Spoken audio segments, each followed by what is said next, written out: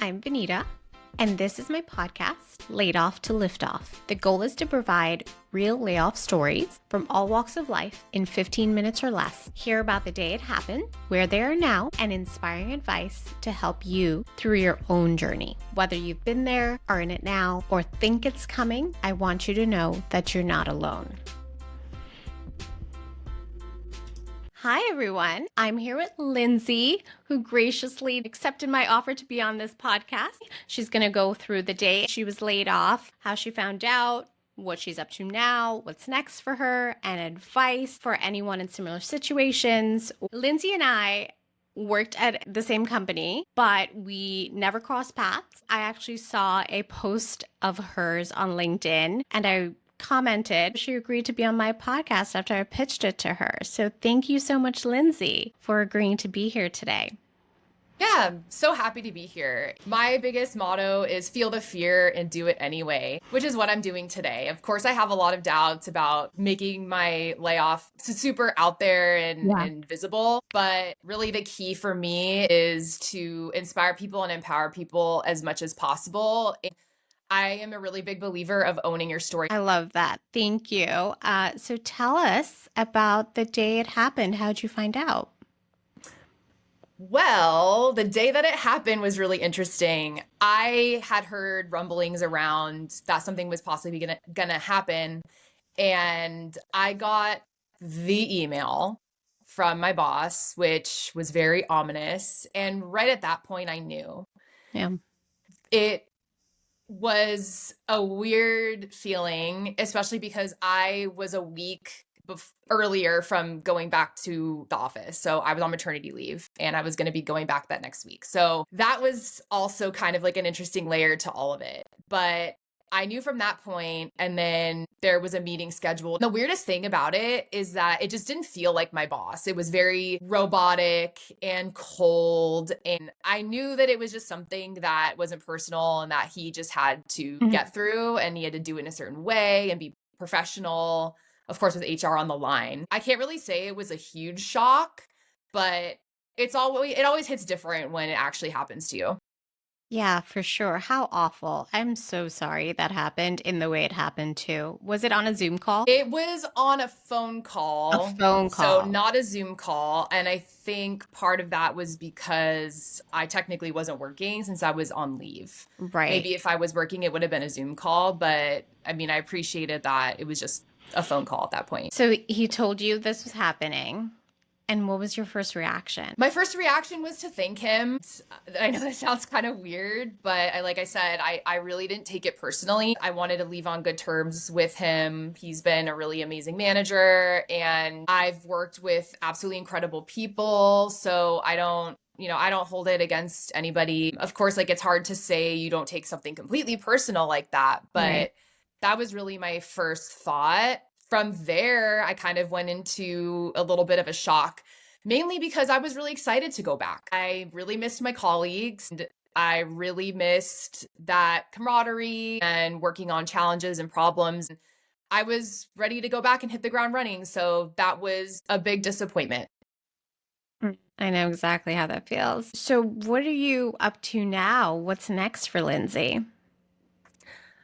I have been diving into LinkedIn, posting and sharing my thought leadership, and really trying to get back to the roots of my own personal brand, because that's something that nobody can take away from you. I am storytelling as much as I can, hoping to inspire people, uplift people, and just spread positivity out there, especially around the job search process. As everybody knows who's in it, it could be very challenging and soul sucking. And I've just noticed that there is so much noise out there that is negative, and the negativity is real, and all of that is valid. But my goal is to focus on the positive. So I put more positive stories out there about awesome HR folks I've worked with, recruiters, hiring managers, and I try to show the behind the scenes of my job search, even as so far as to post that I had gotten like a sixth interview out of my whole career. It was like the sixth time that I've interviewed with Netflix. I Yeah. even put that out there and, put that behind the scenes of what was going on and my rejections and all of that. So I want people to feel like they're not alone and everything that they're feeling is completely normal. I'm trying to get as much clarity as I can, and I really feel like I have that. And part of that is figuring out, after spending 13 years in entertainment marketing strategy on more of the traditional side of entertainment, where is entertainment going next, and how can I help shape that? So there's two areas that I'm looking at right now. I'm looking at creator economy, and there's a really interesting shift there. I've seen, for example, that not only is the creator economy happening right now and there's whole ecosystems and businesses being built around creators, there's brands that are opening their own entertainment studios. I saw recently, for example, that Dick's Sporting Goods is creating their own entertainment studio. So I'm following all of those pieces as much as I can. I And the didn't know second that about thing, Dick's. So thanks for that heads up. yeah. And Starbucks has announced it before, and there's a lot of other ones. So that's Wow. just an interesting shift that's happening. My intention throughout my whole job search networking process is to be remembered before I'm needed. And visibility and building relationships in authentic ways is absolutely key to that strategy. So I'm trying to build those relationships as much as I can and learn and offer the value that I have before those pieces come together as much as possible. So it's something that I'm really striving to do and that I've been doing since the layoff. I'm Wow. also conducting a full-time job search at the same time, which is really interesting and also does help me figure out the clarity of what I'm looking for next. Gotcha.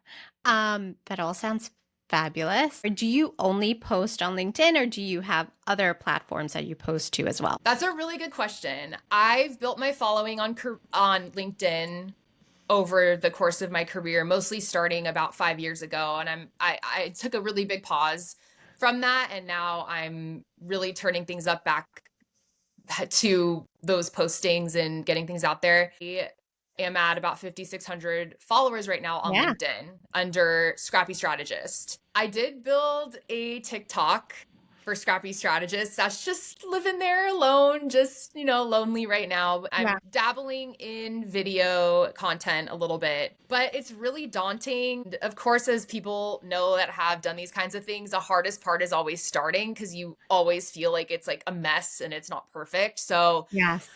I'm putting the mess out there, everybody. Enjoy, As and you we'll see what happens. should. My motto has become it takes courage, not confidence. Confidence comes after.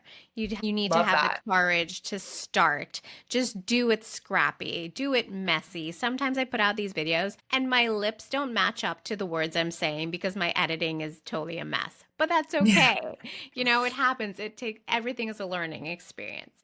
What would you say to someone who thinks LinkedIn is cringe or I don't want to post on LinkedIn? It's not people's number one platform to post on. I would say number one is embrace the cringe. I'm all about that. Part of what I put out there, I would say, is very playful. I'm very much not about that corporate Yes. polish. I keep things real. I'm gonna post, and I do post a lot of cringy stuff, and you just gotta embrace that. I totally understand why people are on other platforms, but you can't deny the fact that hiring managers and recruiters are on LinkedIn, and it's the absolute best place for thought leadership. Yep. So that's key. The other thing I say to everybody is you have to own your story. Part of owning your story is having that visibility, putting yourself out there, and building trust. There's nothing more important right now than building trust, and especially in this job search world right now where the Yeah. competition is as crazy as ever, you need to find ways to build that trust and that authority. And the way that you can do that is by posting, and you have to just start. I think the challenge with that is people want instant gratification, and you don't get that. It takes time.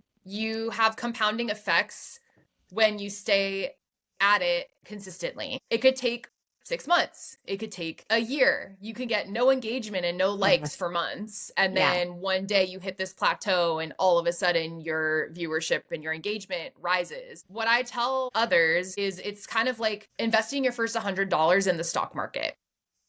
you're not going to see that return potentially for a long time. And you have to look at the future you. Yeah. What is the future you saying? What are you providing to the future you? What opportunities are you going to unlock for the future you? I found my last 2 roles through LinkedIn. People found me because Yep. I was posting, I was putting myself out there, and people lurk, and they lurk for a long time, and you don't know who's watching. That is so true. I post a lot on LinkedIn too. When I meet people in person, even friends and acquaintances I've worked with over the years, people are like, "Oh my gosh, I love what you're doing on LinkedIn. I saw you, I always see you posting on LinkedIn," but they never engage in the postings. They never like it, they never comment, but they see it and they tell you about it after. Oh, but you never like engaged with it. I didn't know you were looking, but people are looking. People are looking, and people want to see what you have to offer. LinkedIn is a great Yeah. place to show your value. You have to figure out where your unique value is and what you're good at, and how do you package that all up so that you can add value to the networks Yep. and relationships that you're building, and to the companies that hopefully will hire you for those skills and experiences that you bring to the table. I love that. I love everything you're saying. I think it's so important to hear it from different people and hear it consistently too, because eventually it might stick in your head. I talk to a lot of people. I'm like, "Are you posting on LinkedIn?" And they're like, "No, I thought about it, but I don't have anything to say." I'm like, "But you do. You're talking yourself out of it for some reason." I know you mentioned a lot of advice in there too. So is there any additional advice you would give to someone who's been laid off or in similar situations like you? Anything you would like to add there? Yeah, my goal is to avoid the typical advice. I'm not going to tell you to put keywords in your resume, but I will say most of the opportunities that I have received have been from building relationships. You need to dig your well before you're thirsty best you can. Something that's interesting, which people ask me about all the time, is, "Lindsay, why don't you have your open to work banner?" This has been such an area of debate for a long time. I want to share my perspective, which is Yeah. a little bit different. The reason it's different is because it's based on my goals and intentions, which may be different from others. I want to be remembered before I'm needed, and build relationships authentically. There's so much more to me than the fact that I am looking for an opportunity right now. Mm-hmm. And first impressions are everything, and I don't want that to be the first impression of me. I think of it kind of the opposite, where I want to build a relationship with somebody and communicate with them for months. And then Right. one day they see something and they think, "What? She's unemployed? I could Mm-hmm. help her. Like, why didn't she ask me for help?" Because it's not about that. I want people to see me for what I offer and my strengths, which is ultimately I'm a strategic connector. And I have a gift for being able to build relationships with people and nurture those relationships over time and use those relationships to solve problems. That is why I take that point of view. I see no issues at all with having the open to work banner, especially if it works for you, but it's about the goals that you have. So I would encourage people to think through that a little bit and think about, why do I want that banner there? If you're somebody who primarily wants to build those longer term relationships and you're thinking about future you versus I need to get a job right now. I think there's always so much confusion on, should I have the open to work banner? Should I not? I know a lot of people struggle with that too. So it's good to get a different perspective. Well, that's it for us, Lindsay. It is so nice meeting you. I look forward to all of your posts on LinkedIn and seeing where life takes you in a month from now, in a year from now. I know that you're gonna do great things, and I can't wait to see what's next for you. So thank you so much for Thank doing you. this. I will put your link to your LinkedIn profile in the description of this, so everybody check her out. I Awesome. Can appreciate I just it. do a quick elevator pitch Of plug? course, go for it. Okay. Follow me if you want to learn more about how to turn curious people into loyal brand advocates. I've spent 13 years in brand, entertainment, and marketing strategy across different industries and areas of entertainment. I post about the career and job search process, always keeping it positive, always keeping it real. So thank you so much for your support. What a great conversation that was with Lindsay. So thank you to her for being brave to share your story and give advice on the power of creating a personal brand and embracing the cringe of LinkedIn. I know I've definitely been there, but you just do it. It's not going to be perfect, but you have to start somewhere. So whether you're listening on a walk, in the car, or just trying to get through your day, I hope these stories give you a little spark of inspiration and hope. Thank you for listening. I appreciate you.